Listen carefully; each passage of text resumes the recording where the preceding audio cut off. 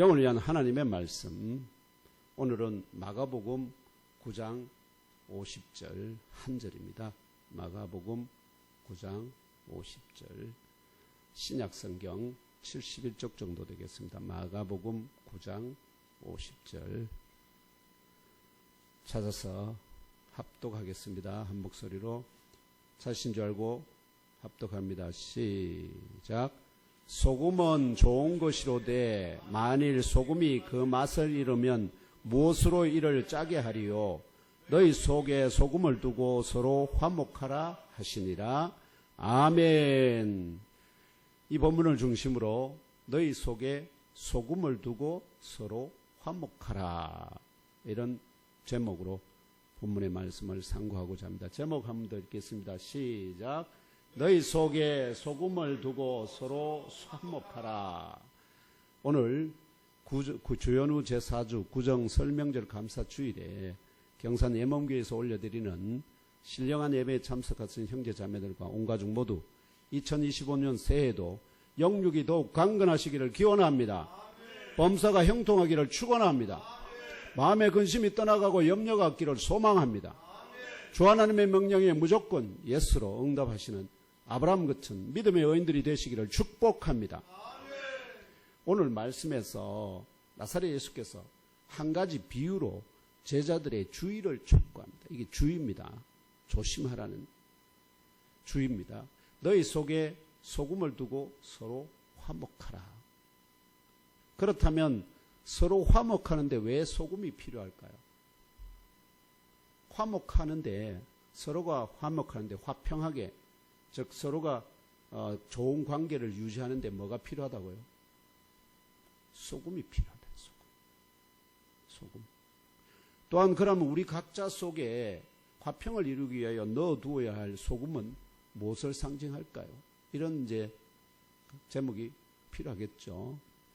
이런 명제를 상고하는 가운데 오늘 예몽교회 주일 예배에 참석하신 형제자매 여러분 모두 인생길에서 만나는 문제들 많지 않습니까? 갑작스러운 사건 사고들 닥쳐오죠.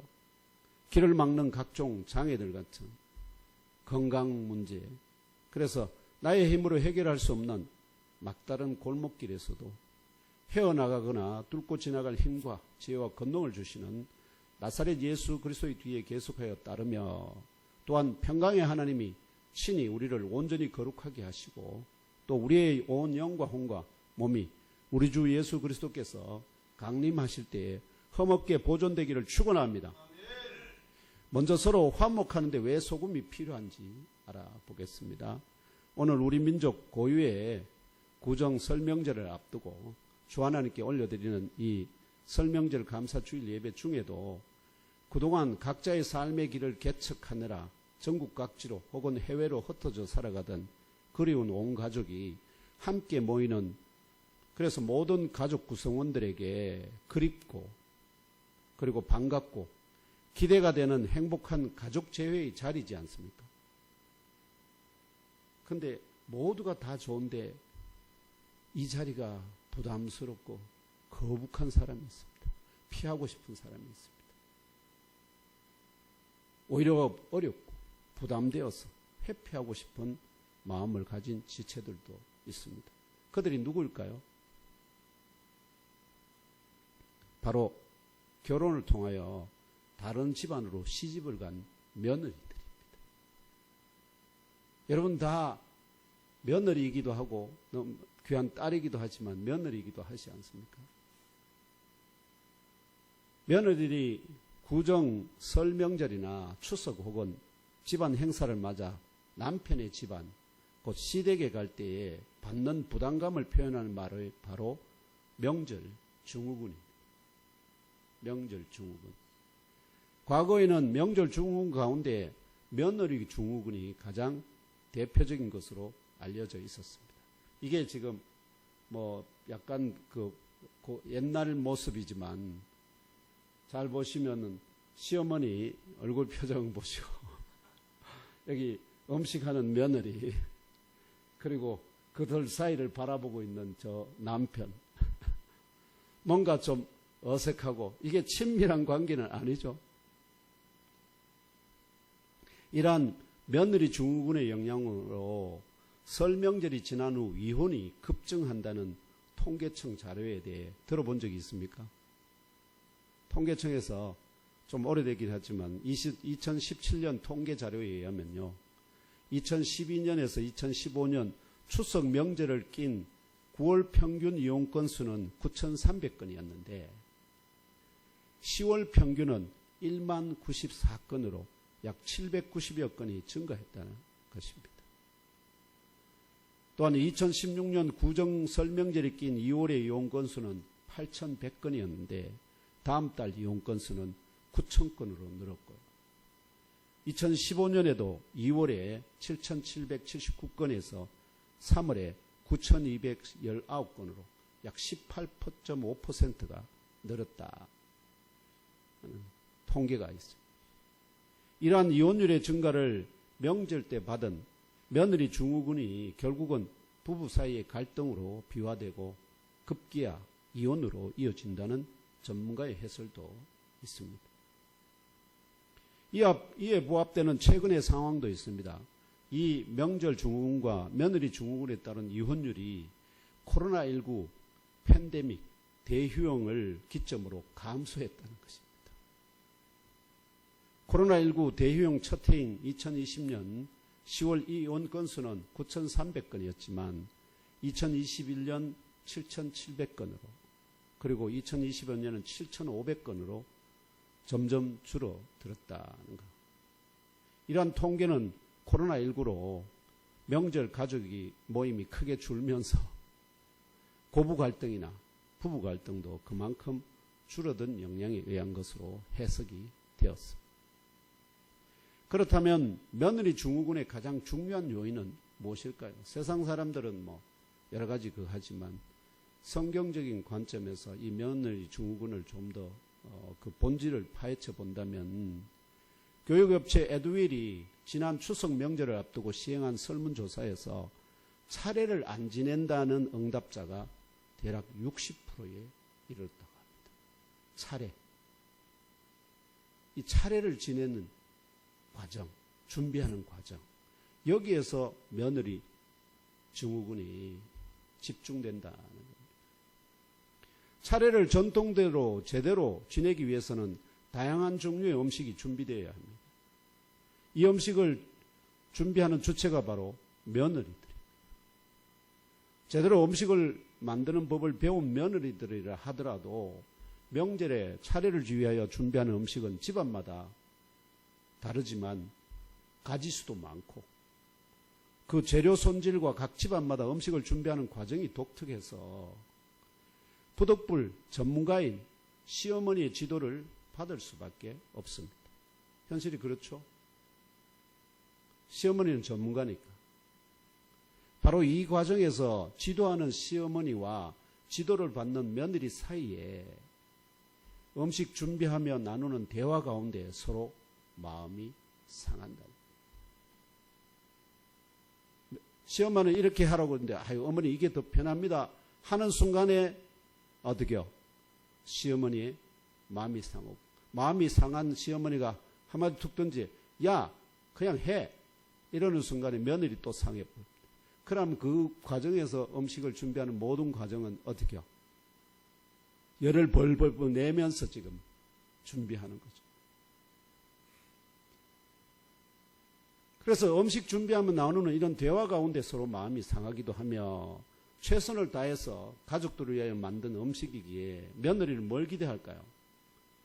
맛있다, 고맙다 이런 걸 기대하는데 당연히 간이 참 예술이다, 맛있다는 칭찬을 듣기를 기대하지만 이를 먹는 시댁 가족들이 자기가 만든 음식에 대해 간이 싱겁다, 너무 짜다, 맛이 없다 등의 엄격한 평가를 들을 때에는 여러분 그런 경험이 있습니까? 내가 음식 맛있게 했는데 먹으면서 맛이 있다 없다 짜다 간이 너무 싱겁다 이렇게 말하면 어떨까요?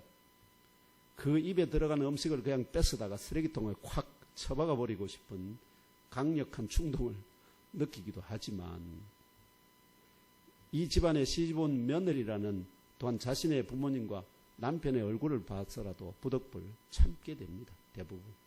그 자리에서는 폭발하지는 않죠. 문제는 그 이후에 생깁니다.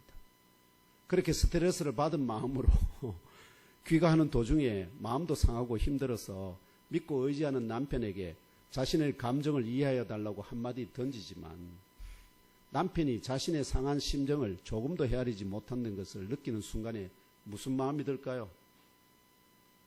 이런 남자와 평생을 살아야 하나 하는 의문이 들게 됩니다. 의문이.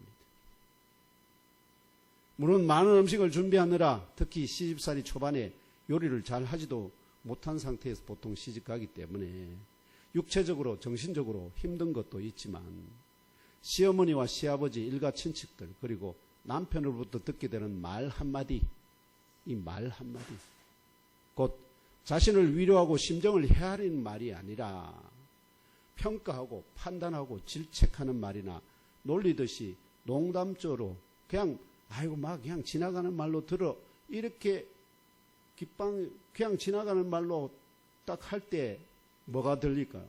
아, 이 사람은 내 마음을 내 심정을 전혀 헤아리지 못하는 사람이고 하는 걸 느끼게 되잖아요. 그렇게 농담 던지는 말이 이러한 며느리 증후군의 핵심 요인이 아닐까 생각합니다. 그 일 자체가 힘든 것보다 뭐라는 거죠? 그 관계 속에서 내게 들려지는 말, 그리고 그 말을 하는 사람들의 태도, 이게 어떻게요? 내 속을, 며느리의 속을 뒤집어 놓는다 하는 겁니다. 그럼 그 다음에 가려면은 그 전에 경험이 있으니까 어떨까요? 어떻게 하든 회피하고 피하고 싶어.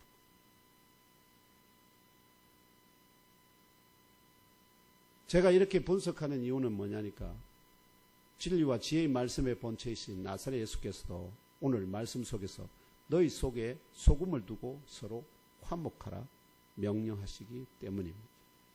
이는 말하는 자가 자기 속에 참 소금, 곧 영적인 소금을 두고 음식을 상징하는 말, 이 말이 뭐와 같으냐 하면은 음식과 같아요. 음식을 상징하는 말에 적절히 간을 하여서 적절히 간을 한 음식을 입안에 넣자마자 참 맛있다, 간이 예술이다 생각을 하며 기쁘고 즐겁게 먹고 소생하는 힘을 사람이 얻게 되듯이 그렇게 적절히 간이 된 말을 듣는 자가 기쁘고 즐겁게 받아 심령을 새롭게 소생케 하는 영적인 힘을 얻게 함으로 상한 심령이 치유가 되는데, 그래서 말하는 그렇게 됨으로 해서 저 사람 말은 참 내가 듣고 편안하게 자유를 얻게 하는 그런 말이 되면은 말하는 자와 듣는 자가 서로 화목할 수 있다는 이런 교훈을 담고 있습니다. 이 말씀이 이해되십니까? 너희 속에 서로 소금을 두고 서로 화목하라.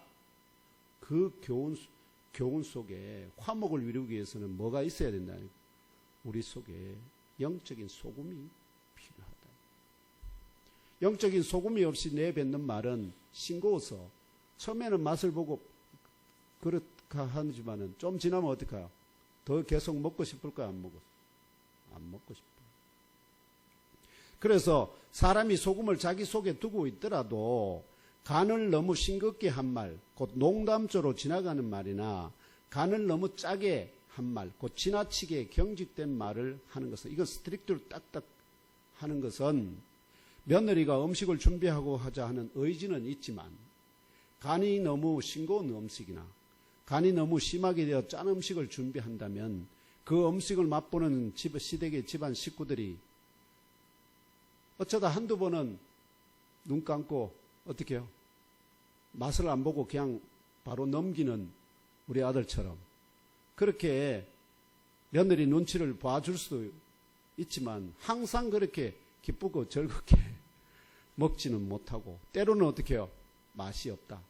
간이 너무 싱겁다. 음식이 너무 짜다는 말을 입 밖으로 발설함으로 시댁 가족들과 며느리 사이에 긴장이 일어나듯이 그 간이 맞지 않는 말을 듣는 자의 심령이 오히려 더 크게 상하게 되고 맙니다.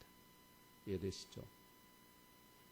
특히 세상의 방식에 환멸을 느끼고 주 예수를 믿고 따르는 예몸교회 공동체에 막 가입한 초신자라면 초신자가 왔어요. 그래서 세상에서 스트레스 너무 많이 받아서 그래도 교회 가면 위로받고 사랑으로 돌봐주고 이럴 것이라고 기대하고 교회에 들어왔는데 거기서 그냥 어떻게요? 이런 간이 안 된 말이나 또는 너무 짜게 소금에 절여진 말을 듣게 되면 세상이란 별거 다를 게 없네 하면서 어떻게요? 마치 며느리가 명절에 시댁을 찾아갈 때 명절 증후군이나 며느리 증후군을 겪게 되는 것 같이 교회 안에서 이렇게 간이 맞지 않는 음식과 같은 말을 듣게 될 때 마음이 크게 상하여 믿음의 길을 걷고자 하다가 혹은 교회 주일 예배에 참석하고자 할 때 주일 경우 증후군을 겪게 만들 수도 있게 됩니다. 교회 잘 나오다가 안 나오게 되는 이런 경우에 보면은 많은 경우에 그런 일이 생기기도 합니다. 물론 여러 가지 활동 일 때문에 또 주일에 직장을 섬기는 분들도 있기 때문에 그런 것 때문에 또 조금 이렇게 그게 되기도 하지만 청년 때는 열심히 있었지만 젊을 때는 근데 직장 생활을 하면서 이제 점점 교회와 멀어지는 이런 분들도 있지만은 그런 특별한 이유 없이 교회 가는 것이 부담스러워지는 이런 경우는 주일 증후군이거든. 그 주일 증후군은 주로 어떻게 해요? 교회 갔을 때 뭔가 자유롭고 기쁘고 즐겁고 신나면 안 올 이유가 없잖아요. 근데 뭐가 있을까? 뭔가 가는 게 부담되고 이런 상황이 벌어질 때 교회에 가는 주일 증후군을 안게 된다는 겁니다. 이것이 바로 성도를 실족케 하는 가장 쉬운 길입니다. 그래서 야고보는 뭐라 하죠? 이 말을 하는 혀를 통제하는 이 사람이 천하를 다른 말은 뭐 전쟁에서 이기는 자보다 더 말하면은 용맹한 자다 이렇게 얘기할 정도입니다. 바로 이런 위험성을 제자들에게 경고하기 위하여 나사렛 예수께서 제자들을 향해서 너희 속에 참 소금을 두고 서로 화목하라 명령하심을 깨달아 하시기를 축원합니다. 반대로 사람이 소금을 자기 속에 두고 있지 않다면 간이 적절하게 맞는 말을 하는 것이 불가능할 수밖에 없습니다. 이렇게 소금을 자기 속에 두고 있지 않은 사람은 간이 되지 않은 말 때문에 친밀하게 지내던 사람들과도 어느 순간에 화목이 깨어지고 결국은 만날 때마다 며느리가 시어머니를 대할 때와 같이 불편한 그럼에도 대면할 수밖에 없는 어색한 관계가 되고 맙니다. 그러면 만났을 때 기쁨이 없어집니다. 반갑고 즐거운 마음이 없어집니다. 결론적으로 본래 소금은 귀하고 좋은 것입니다. 그런데 우리 속에 있는 그 영적인 소금이 그 짠맛을 잃으면 무엇으로 그 소금을 다시 짜게 만들 수 있을까요? 이렇게 예수님은 우리에게 질문을 던집니다. 예mon교에 지체된 저와 형제자매 여러분, 우리를 향하여 우리 주님 나사렛 예수께서 지금 이 시간 너희 속에 참 소금을 두고 서로 화목하라 명령하시는 대로 우리들이 간이 잘 된 음식이 맛이 있고 먹기에 즐겁고 소생하는 쇠임을 얻게 되듯이 항상 간이 적절하게 된 말을 함으로 시댁 식구들과 며느리가 집안 식구들이 남편과 아내가 만나 교제하는 사람들이 목사와 성도가 예mon교회 지체들이 주 하나님과 성도들이 서로 화목하게 하시는 아브라함 같은 믿음의 의인이 다 되시기를 하나님과 우리 사이가 화목하게 되도록 역사하신 화목의 왕이 되시는 주 예수 그리스도의 이름으로 축복하며 기도합니다. 이제 우리 각자 속에 넣어둬야 할 그럼 참소금은 무엇을 상징하는지 알아봅시다. 어떻게 우리 안에 있는 참소금이 도대체 뭔데 그걸로 어떻게 우리 말에다가 간을 칠 수 있을까? 그게 없으면 어떻게 해요? 간이 안 맞는 말을 맨날 할 수밖에 없으니까. 그럼 어떻게 된다는 거죠? 모든 관계가 깨어진다는 거예요. 화목이 깨어진다. 자녀들과의 화목이 깨어지고 남편과 아내의 화목이 깨어지고 집안 식구들과의 화목이, 일가 친지 형제 자매들과의 화목이 깨어집니다. 저희들도 3남 4녀지 않습니까? 3남 4녀인데 지금 그러면 3남의 며느리가 셋입니다. 며느리.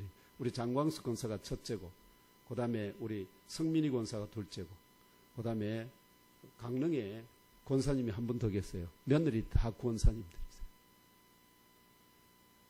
그런데 말하면은 이 시대가 오는 것이 두 사람은 좀 편한데 한 사람은 좀 아주 불편함.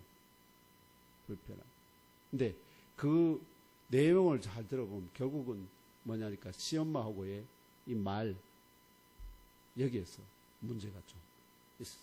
그래서 그걸 제가 목회자가 되면서 해결해 보려고 하는데 잘한 거지. 잘 안 돼요. 그래서 그런 일이 벌어지지 않도록 어떻게 우리는 이 참소금을 우리 속에 넣어두고 늘 간이 맞는 그런 말을 함으로 화목을 이루어내는 복 있는 성도들이 다 되시기를 축복합니다. 그래서 소금은 짠맛을 내는 아주 소중하고 귀한 조미료입니다. 소금이란 자체가 짠맛을 낸다. 그리고 아주 소중하고 귀중한 조미료인데요. 왜냐하면 음식에 간을 맞추어 맛을 낼 때나 음식의 부패를 방지하여 음식을 오래 보존하는 데 필수적인 조미료이기 때문입니다. 소금의 이러한 유익한 기능에도 불구하고 동서양을 막론하고요. 그 생산량이 많지 않은 희귀성 때문에 생산량이 지금은 우리가 대량으로 아시죠? 소금산을 개척해서 대량으로 판매도 하고 하지만 과거에는 그렇게 이걸 생산해낼 수 있는 여력이 별로 안 됐다. 근데 갈릴리는 딱 그 갈릴리 밑에 사해는 그 사해는 소금물 자체가 그 물 자체가 워낙 짰어. 그래서 그걸 뭐라고 부릅니까?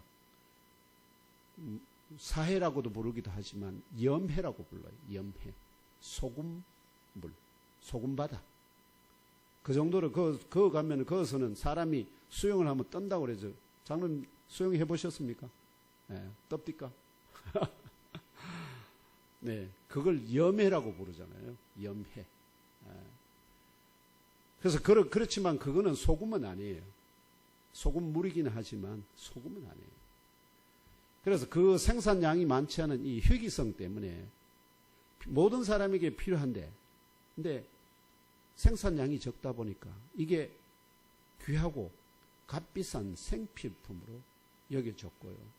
어떤 왕국에서는 이걸 뭐라니까 급여로 지급되었다는 기록도 있습니다. 급여로 녹봉을 뭘로 줬다고요? 소금으로 줬다.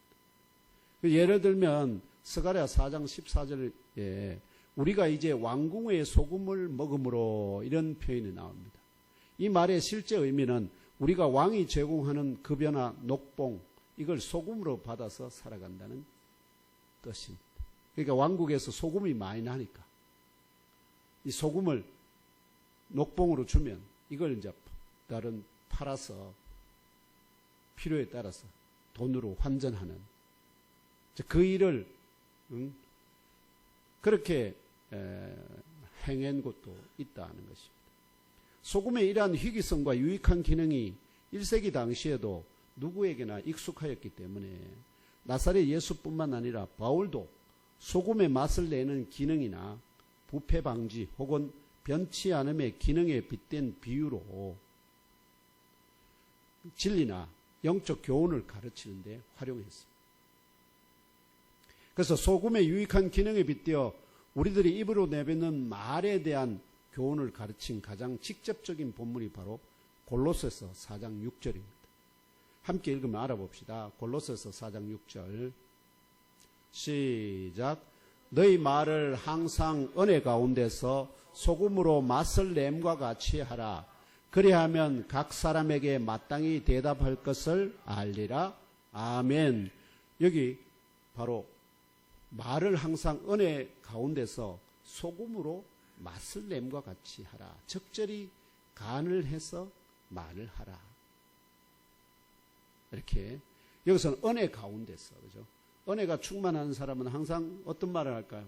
남에게 위로하고 격려하고 이런 말을 하게 되는 것 같죠. 은혜 가운데서 너희 말을 소금으로 맛을 냄과 같이 하라. 이렇게 바울이 골로새 고인들에게 명령하고 있습니다.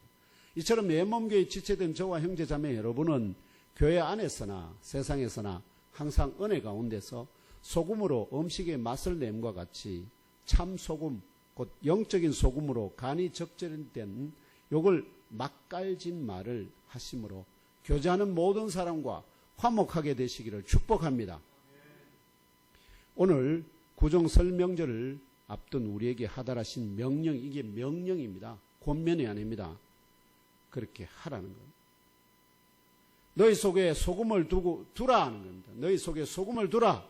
그리고 서로 화목하라. 이런 명령입니다. 첫 번째 명령이 뭐라고요? 너희 속에 소금을 두라 하는 명령이고, 두 번째가 서로 화목하라 명령입니다.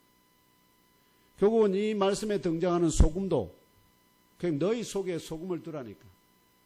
이 소금은 참소금, 곧 영적인 소금을 의미합니다. 말은 제가 늘 말씀드린 많은 분들이 사회에서 뭐 이렇게 과학자들은 말이 뇌가 한다고 생각을 하는데요. 말은 우리 안에 뇌가 스스로 하는 것이 아닙니다. 왜냐하면 사람이 영이 떠나고 나면 뇌가 그대로 있잖아요. 그런데 말을 합니까? 못합니다. 그럼 누가 안에 있어야 돼요? 영이 그 안에 있어야만 돼요. 영이 안에 있어서 뇌에게 뭐를 명령할까요? 할 말을, 명령을 내리거든. 그럼 뇌는 그것을 받아서 온 신경을 작동시켜서 뭐에게? 혀에게 그 떨림을 통해서 말을 하게 만든다. 그 근본이, 즉 말을 하게 하는, 입을 통하여 발설되는 논리적인 말. 근데 여기 말 중에도 어떤 말이 있고 소리가 있어요. 소리. 누가 빵 때리면 어떻게 합니까? 소리가 뭐가 나옵니까? 아야 하고 나오는 소리. 이거는 말이 아닙니다. 뭘까요? 이거는 그냥 소리입니다. 소리. 소리는 뭐에 따라서 뇌가 명령하는 게 아닙니다. 영이 명령하는 게 아니라 어떻게요? 이 외부에서 온 충격에 대해서 뇌가 자동으로 반응하게 하는 소리입니다. 그래서 소리가 아닙니다. 지금 여기서 예수님이 말하는 것은 말입니다. 말은 논리적이고 이성적인 어떤 판단에 의해서 하는 것을 말합니다. 그래서 우리 입을 통하여 발생되는 논리적인 말의 출발점이 바로 우리 자신 안에 있는 영입니다. 그러므로 너희 속에 혹은 너희 안에 소금을 두라는 비유는 말의 출발점이 되는, 아시죠? 말의 출발점이 되는 우리 영 안에 참소금 혹은 영적인 소금을 두라는 의미가 됩니다. 너희 영 안에 두라는, 영 안에. 너희 속에.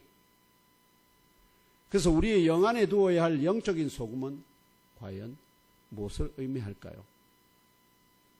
이 본문에 대해서, 그거에 대해서, 예수님의, 이 마가복음 9장 50절에 대해서 주석을 제대로 한 분들이 많지 않습니다.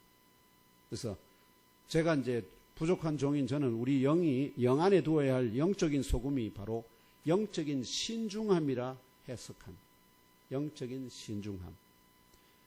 그래서 이러한 저의 해석을 기준하면 영적인 신중함이 부족한 상태에서 누군가에게 말을 발설하는 것은 누군가에게 소금간이 부족하게 된 싱거운 음식을 준비하여 대접하는 것과 같습니다. 이해됐습니까? 싱거운 음식을 대접하여 드리듯이 영적인 신중함이 부족한 상태에서 논리적인 말을 하는 것은 바로 싱거운 음식을 준비하여 대접하는 것과 같아. 그러면 살짝 맛을, 보통 음식을 먹을 때 살짝 맛을 보죠, 먼저. 살짝 맛을 본 이후에 계속 먹기에는 부담이 되는 음식과 같이. 그럼 사람들이 계속 안 먹잖아요. 처음에는 그 말을 주로 들어주다가, 들어줘요. 맛을 보듯이 들어줍니다. 그러다가 한계 시점이 되면 그 말을 기둥으로 흘려버리고 듣는 것 같은데 안 듣는다. 이게 그 말을 기둥으로 흘려버리게 되는 경우와 같습니다. 이 싱거운 말 아시죠? 그 다음에 역으로 영적인 신중함이 지나친 상태에서 누군가에게 말을 발설하는 것은 소금간이 지나쳐 너무 짠 음식을 준비하여 대접하는 것과 같습니다. 역시나 맛을 살짝 본 이후에 계속 먹기는 부담이 되는 음식과 같이 처음에는 그 말을 들어주다가 한계 시점이 되면 어떻게 할까요? 이번은 기둥으로 흘려버리는 게 아니고 아예 뭐 할까요? 아예 귀를 막아버리는 경우가 같습니다. 가끔씩 그런 경험 하시죠? 누구 말은 기둥으로 흘려버리고 어떤 말은 어떻게 해요? 아예 귀를 막아버립니다.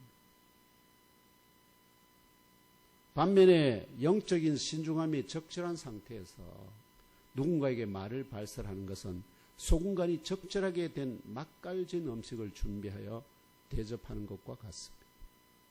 살짝 맛을 본 이후에 와 진짜 맛있네 하면서 본격적으로 기쁘고 즐기는 음식과 같이 처음에 그 말을 들어주다가 경계심을 가져요. 그러다가 중간에 완전히 무장이 해제되어서 귀를 활짝 열고 경청하며 그 맛깔진 음식과 같은 말이 주는 힘을 흡수하고 상한 심령이 회복되고 소생하게 됩니다. 그럴 때 뭘 느끼느냐? 내가 힘을 얻고 뭔가 위로를 받고 또한 뭔가 에너지를 얻게 되면서 그와 대화하는 것이 기쁘고 즐겁게 된다. 그렇게 되면 서로 화목하게 된다 하는 것입니다.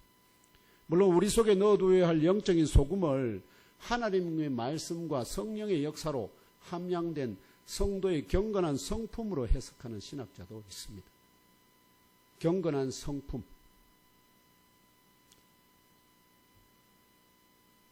이러한 해석은 오늘의 말씀 속 소금이 아니라 마태복음 5장 13절 너희는 세상의 소금이니 소금이 만일 그 맛을 잃으면 무엇으로 짜게 하리요? 후에는 아무 쓸데없어 다만 밖에 버려져 사람에게 밟힐 뿐이라는 이 나사렛 예수의 산상수훈입니다. 이 수훈에서 말하는 너희는 세상의 소금이라 할 때 이 말씀하고 오늘 너희 속에 소금을 두고는 조금 결이 다릅니다. 아시겠죠? 소금에 두 가지 기능이 있다고 말씀드렸지 않습니까? 하나는 맛을 내는 거고 하나는 부패를 방지하는 거예요. 지금 마태복음 5장 13절은 뭐를 방지하는 걸까요? 세상의 소금이라는 것은 세상의 부패를 방지하는 소금이라는 거죠. 맛을 내는 게 아닙니다. 아시죠? 그래서 이 산상수훈에서 나사렛 예수를 주님으로 믿고 따르는 성도들이 바로 세상의 소금과 같다는 비유입니다. 이러한 해석은 세상은 소금간이 안 된 음식과 같이 부패하고 썩어갈 수밖에 없습니다. 세상 모든 것이 다 아시겠죠? 하늘에 있는 해와 별들도 결국은 서서히 어떻게 되어갈까요? 부패하고 썩어져 가서 결국은 태양이 곧 어떻게 된다고요? 사라집니다. 과학자들이 예측하고 있어요. 대략 앞으로 얼마나 더 빛을 발한다고요? 대략 10억 년 정도. 10억 년. 10억 년 후에는 태양이 빛을 잃어버린다. 그래서 그 10억 년 후를 대비해서 과학자들이 뭘 할까요? 인공태양. 과학자들이 태양을 만들어서 저 태양의 자리라 올리자. 인공태양 연구를 하고 있습니다.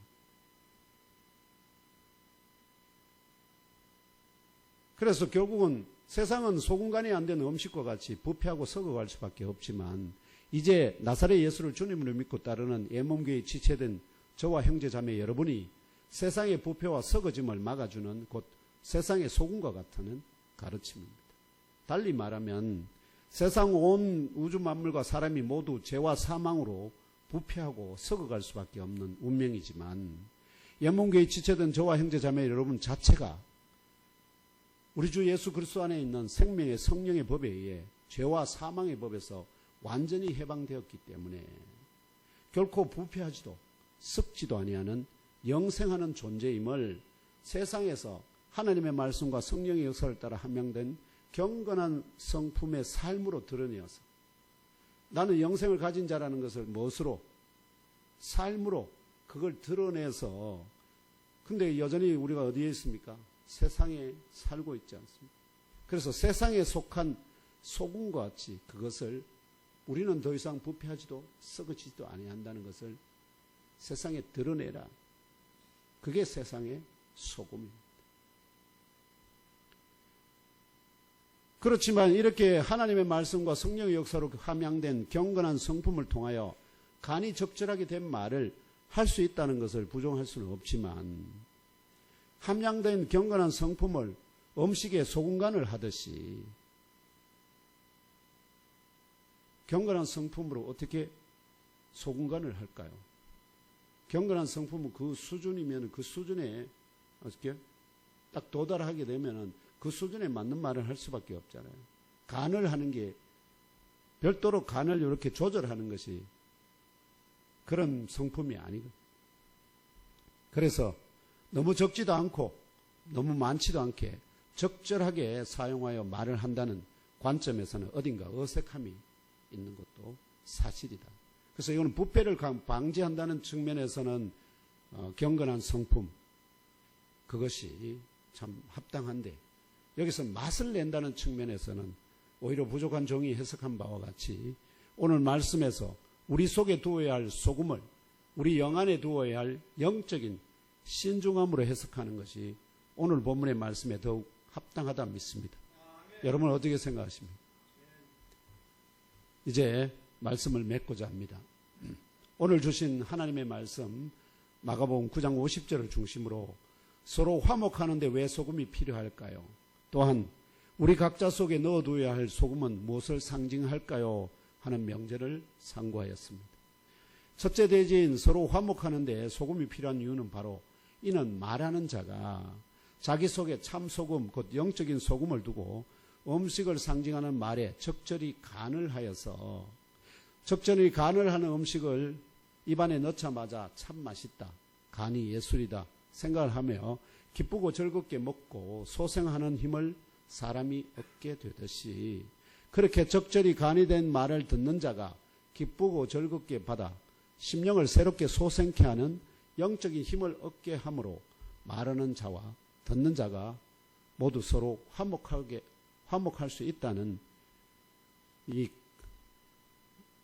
교훈을 담고 있지만 간이 덜 된 음식과 같은 싱거운 말이나 역으로 간이 너무 심하여 짠 음식 같은 엄격한 말로 옛몸교에 지체된 어린 신자를 실족시키지 않도록 항상 간이 적절하게 된 말을 하라는 교훈을 가르치기 위함인 줄 믿습니다.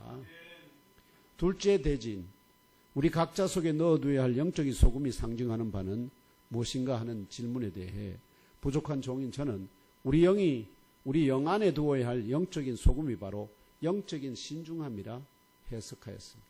이것에 반하는 이것과 좀 다른 즉 소금의 부패 기능, 변치 않는 그 기능을 강조하는 이것을 관점에서는 말하면 하나님의 말씀과 성령의 역사로 함양된 우리 안에 함양된 영적인 경건한 성품 이것을 말하면 이 그 경건한 성품은 부패를 방지하는 그런 의미에서는 바로 마태복음 5장 14절에서 말씀하시는 너희는 세상의 소금이다 할 때 그 소금은 바로 우리 안에 우리 자체의 인격이 결국 우리를 상징하기 때문에 우리 자체 안에 있는 영적인 성품 그 경건한 성품이 바로 우리를 대신하기 때문에 그래서 너희는 세상의 소금이다 말씀한다는 측면을 비교해 봤을 때 이 오늘 말씀은 맛을 내는 소금의 역할을 강조하기 때문에 저희 해석이 더 오늘 본문에는 합당하지 않는가 이렇게 제가 설명을 드렸습니다.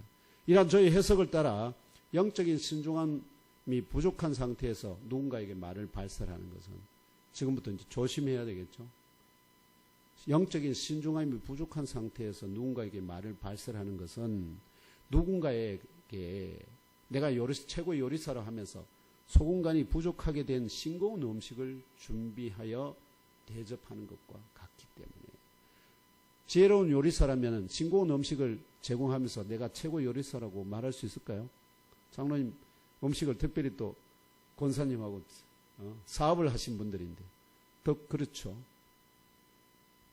이걸 살짝 맛을 본 이후에 계속 먹기는 부담되는 음식 같이 처음에 그 말을 들어주다가 한계 시점이 어떻게 된다고요? 그 말을 귓등으로 흘려버리게 되는 것이 바로 이 영적인 신중함이 부족한 상태에서 말을 하는 거죠.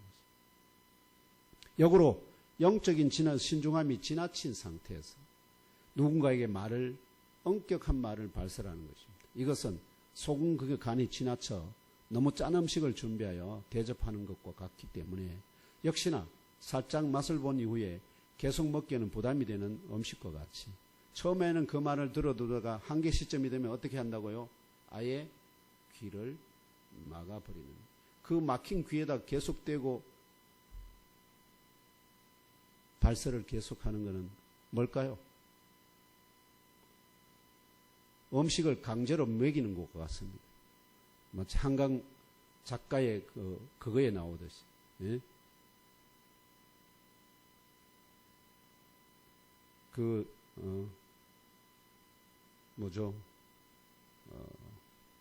채식주의자.